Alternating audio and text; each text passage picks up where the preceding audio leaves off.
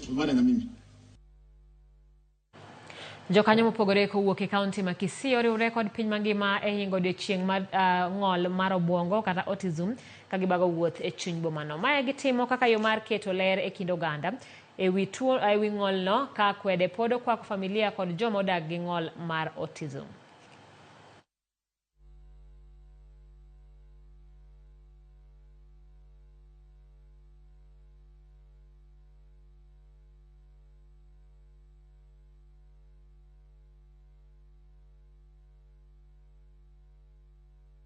Changamoto ambazo tunapata wakati tunashughulikia watoto wenye wako na ulemavu wa autism, wanasahau haraka.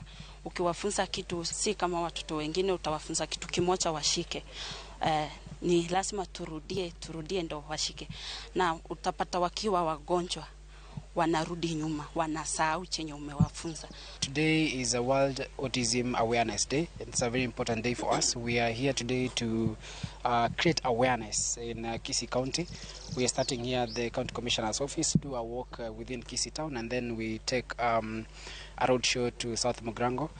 Mainly to meet our main objective, that is creating awareness for our people, because we have a lot of children who are locked in the houses, a lot of misconceptions about autism, a lot of children's rights are taken for granted. Wa autism, watu wa kifafa wanakuanga na around 40% of people with epilepsy wanakuanga na autism as a condition, and tumekuja pamoja as all stakeholders because we understand of the resources are very scarce, and when we come together we can be able to create awareness in our own communities, and we thank Dazzling Autism Center, A Million Hugs, for inviting us for this activity.